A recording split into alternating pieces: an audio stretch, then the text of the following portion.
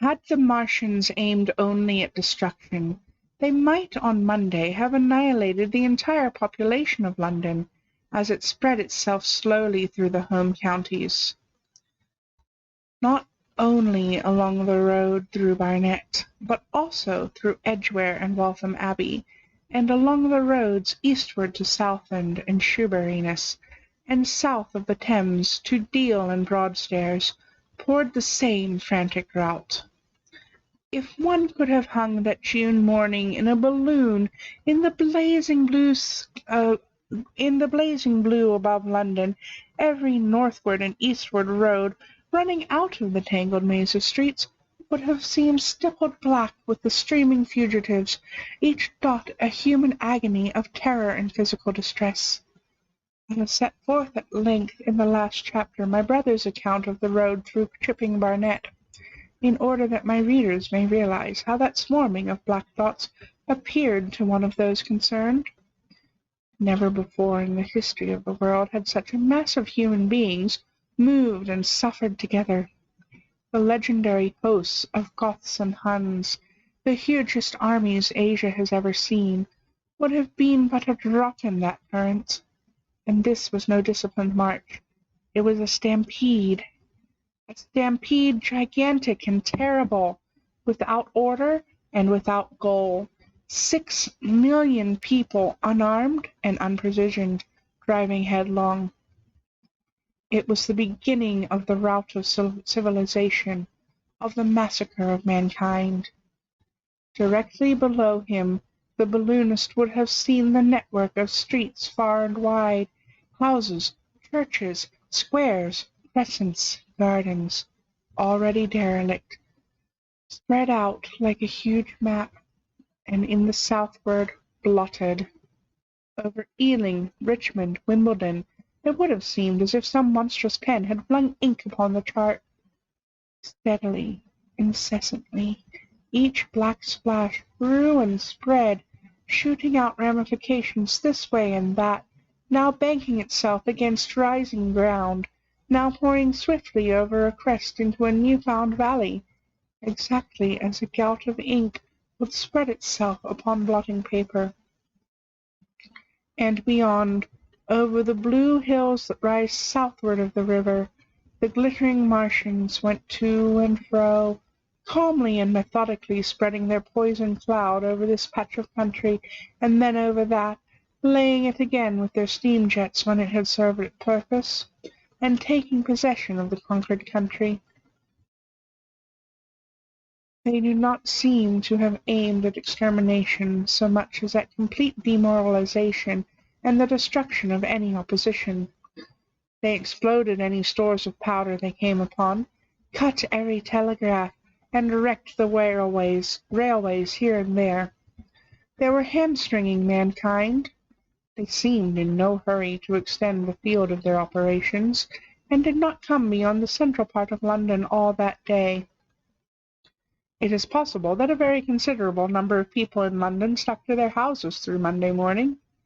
Certain it is that many died at home, suffocated by the black smoke.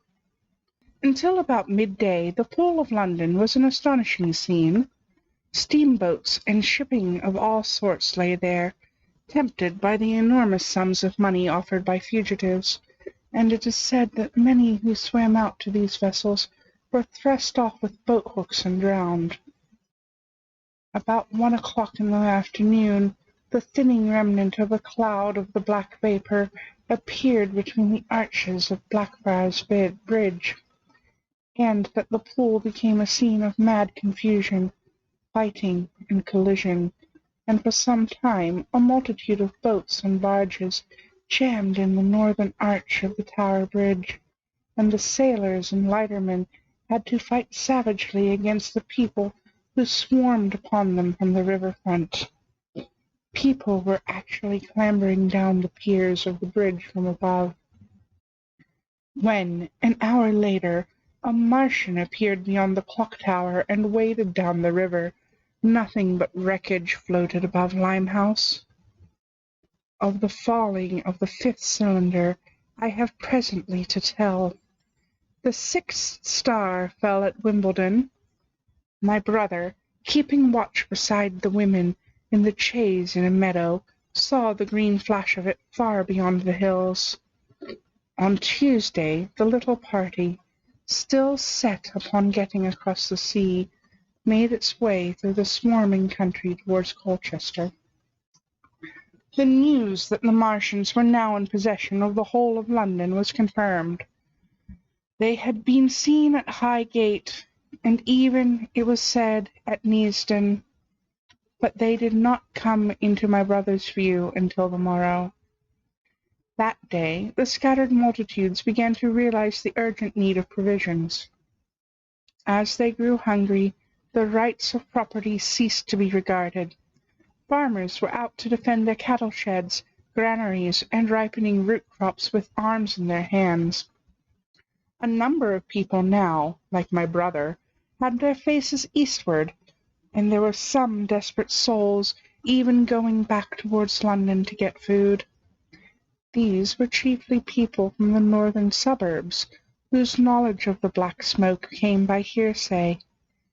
He heard that about half the members of the government had gathered at Birmingham, and that enormous quantities of high explosives were being prepared to be used in automatic mines across the Midland counties.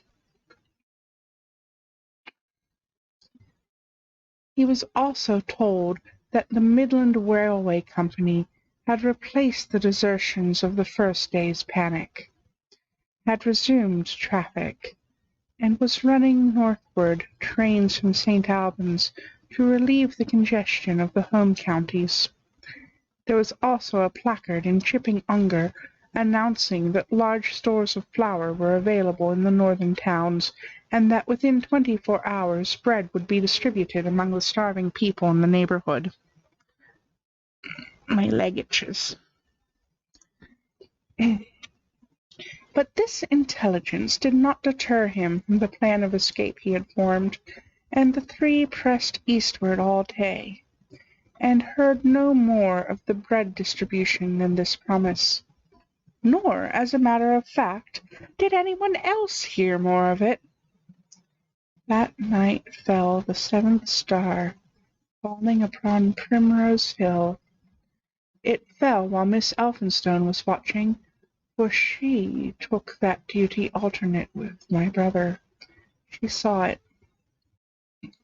On Wednesday the three fugitives, they had passed the night in a field of unripe wheat, reached Chelmsford, and there a body of the inhabitants, calling itself the Committee of Public Supply, seized the pony as provisions, and would give nothing in exchange for it but the promise of a share in it the next day.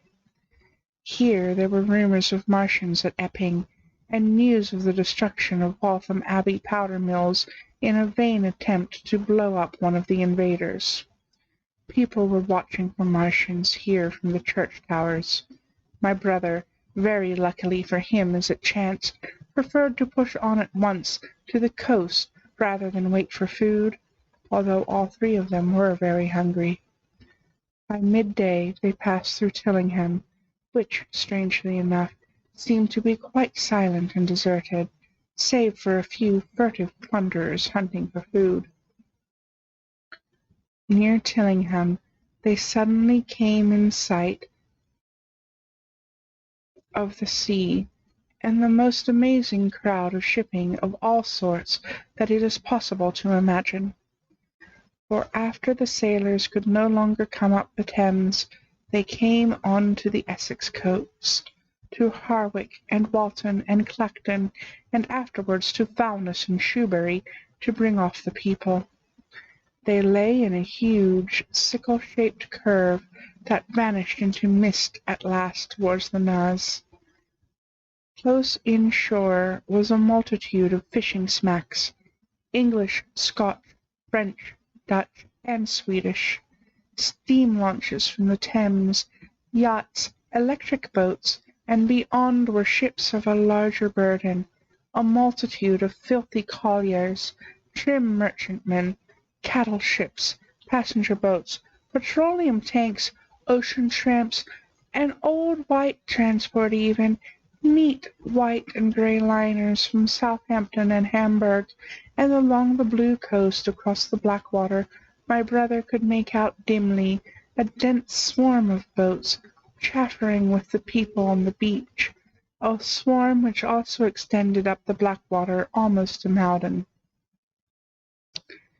About a couple of miles out lay an ironclad, very low in the water almost, to my brother's perception, like a waterlogged ship. This was the ram Thunderchild. It was the only warship in sight, but far away to the right over the smooth surface of the sea, for that day there was a dead calm, lay a serpent of black smoke to mark the next ironclads of the Channel fleet, which hovered in an extended line, steam up and ready for action, across the Thames estuary during the course of the Martian conquest, vigilant and yet powerless to prevent it.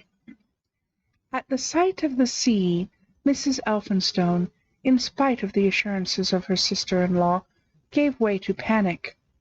She had never been out of England before. She would rather die than trust herself friendless in a foreign country, and so forth. She seemed, poor woman, to imagine that the French and the Martians might prove very similar. Yay, xenophobia! She had been growing increasingly hysterical, fearful, and depressed during the 2 days' journeyings. Her great idea was to return to Stanmore. Things had always been well and safe at Stanmore. They would find George at Stanmore. It was with the greatest difficulty they could get her down to the beach, where presently my brother succeeded in attracting the attention of some men on a paddle steamer from the Thames. They sent a boat and drove a bargain for £36 for the three. The steamer was going, these men said, to Ostend. It was about 2 o'clock when my brother, having paid their fares at the gangway, found himself safely aboard the steamboat with his charges. There was food aboard, albeit at exorbitant prices, and the three of them contrived to eat a meal on one of the seats forward. There were already a couple of score of passengers aboard, some of whom had expended their last money in securing a passage, but the captain lay off the Blackwater until 5 in the afternoon, picking up passengers until the seated decks were even dangerously crowded. He would probably have remained longer had it not been for the sound of guns that began about that hour in the south. As if in answer, the ironclad seaward fired a small gun and hoisted a string of flags. A jet of smoke sprang out of their funnels. Some of the passengers were of opinion that this firing came from Shoeburyness, until it was noticed that it was growing louder. At the time, far away in the southeast, the masts and upperworks of 3 ironclads rose one after the other out of the sea, beneath clouds of black smoke. But my brother's attention speedily reverted to the distant firing in the south. He fancied he saw a column of smoke rising out of the distant grey haze. The little steamer was already flapping her way eastward of the big crescent of shipping, and the low Essex coast was growing blue and hazy when a Martian appeared, small and faint in the remote distance, advancing along the muddy coast from the direction of Foulness. At that, the captain on the bridge swore at the top of his voice with fear and anger at his own delay, and the paddles seemed infected with his terror. Every soul aboard stood at the bulwarks or on the seats of the steamer, and stared at that distant shape, higher than the trees or church towers inland, and advancing with a leisurely parody of human stride. It was the first Martian my brother had seen, and he stood, more amazed than terrified, watching this Titan advancing deliberately towards the shipping, wading farther and farther into the water as the coast fell away. Then, far away beyond the crouch, came another, striding over some stunted trees, and then yet another, still farther off, wading deeply through a shiny mud-flat that seemed to hang halfway up between sea and sky. They were all stalking seaward, as if to intercept the escape of the multitudinous vessels that were crowded between Falmouth and the Naz. In spite of the throbbing exertions of the engines of the little paddle-boat and the pouring foam that her wheels flung behind her, she receded with terrifying slowness from this ominous advance. Glancing northeastward, my brother saw the large crescent of shipping already writhing with the approaching terror, one ship passing another, another coming round from broadside to end on, steamships whistling and giving off volumes of steam, sails being let out, launches rushing hither and thither. He was so fascinated by this, and by the creeping danger away to the left, that he had no eyes for anything seaward. And then a swift movement of the steamboat (she had suddenly come round to avoid being run down) flung him headlong from the seat upon which he was standing. There was a shouting all about him, a trampling of feet, and a cheer that seemed to be answered faintly. The steamboat lurched and rolled him over upon his hands. He sprang to his feet and saw to starboard, and not 100 yards from the heeling, pitching boat, a vast iron bulk, like the blade of a plough, tearing through the water, tossing it on either side in huge waves of foam that leapt towards the steamer, flinging her paddles helplessly in the air, and then sucking her deck down almost to the waterline. A douche of spray blinded my brother for a moment. When his eyes were clear again, he saw the monster had passed and was rushing landward. Big iron upperworks rose out of this headlong structure, and from that twin funnels projected and spat a smoking blast shot of fire. It was the torpedo ram Thunderchild, steaming headlong, coming to the rescue of the threatened shipping. Keeping his footing on the heaving deck by clutching the bulwarks, my brother looked past this charging leviathan at the Martians again, and he saw the three of them now close together, and standing so far out to sea that their tripod supports were almost entirely submerged. Thus sunken, and seen in remote perspective, they appeared far less formidable than the huge iron bulk in whose wake the steamer was pitching so helplessly. It would seem they were regarding this new antagonist with astonishment. To their intelligence, it may be, the giant was even such another as themselves. The Thunderchild fired no gun, but simply drove full speed towards them. It was probably her not firing that enabled her to get so near the enemy as she did. They did not know what to make of her. One shell, and they would have sent her to the bottom forthwith with the heat ray. She was steaming at such a pace that in a minute she seemed halfway between the steamboat and the Martians, a diminishing black bulk against the receding horizontal expanse of the Essex coast. Suddenly the foremost Martian lowered his tube and discharged a canister of the black gas at the ironclad. It hit her larboard side and glanced off in an inky jet that rolled away to seaward, an unfolding torrent of black smoke from which the ironclad drove clear. To the watchers from the steamer, low in the water and with the sun in their eyes, it seemed as though she were already among the Martians. They saw the gaunt figures separating and rising out of the water as they retreated shoreward, and one of them raised its camera-like generator at the heat ray. That's unfortunate. I'll make sure that headset gets to see the archive of the stream. He held it pointing obliquely downward, and a bank of steam sprang from the water at its touch. It must have driven through the iron of the ship's side like a white-hot iron rod through the paper. A flicker of flame went up through the rising steam, and then the Martian reeled and staggered. In another moment he was cut down, and a great body of water and steam shot high in the air. The guns of the Thunderchild sounded through the reek, going off one after another, and one shot splashed the water high close by the steamer, ricocheted towards the other flying ships to the north, and smashed a smack to matchwood. But no one heeded that very much. At the sight of the Martian's collapse, the captain on the bridge yelled inarticulately, and all the crowding passengers on the steamer's stern shouted together. And then they yelled again, for, surging out beyond the white tumult, drove something long and black, the flames streaming from its middle parts, its ventilators and funnels spouting fire. She was alive still. The steering gear, it seems, was intact, and her engines working. She headed straight for a second Martian, and was within 100 yards of him when the heat ray came to bear. Then, with a violent thud, a blinding flash, her decks, her funnels leapt upward.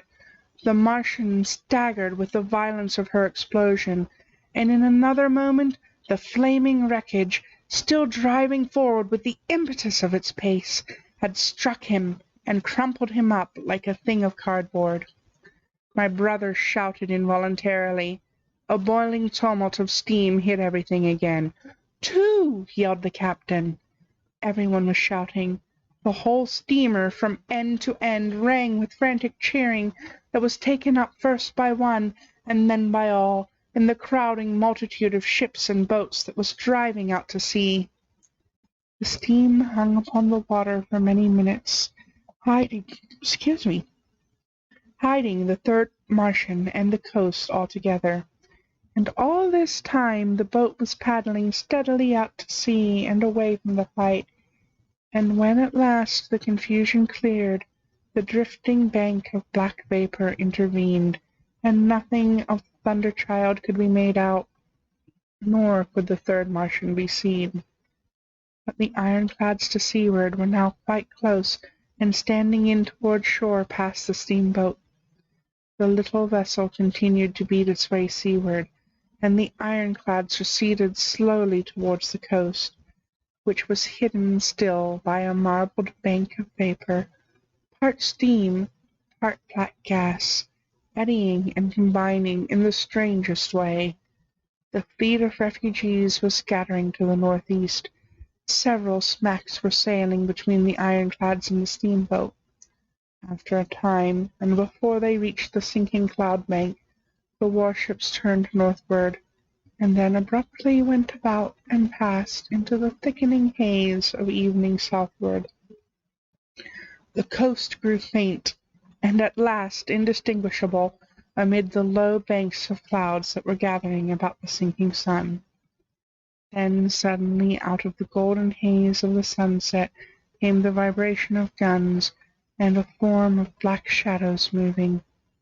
Everyone struggled to the rail of the steamer, and peered into the blinding furnace of the west, but nothing was to be distinguished clearly. A mass of smoke rose slanting and barred the face of the sun. The steamboat throbbed on its way to an interminable suspense. The sun sank into gray clouds, the sky flushed and darkened, the evening star trembled into sight.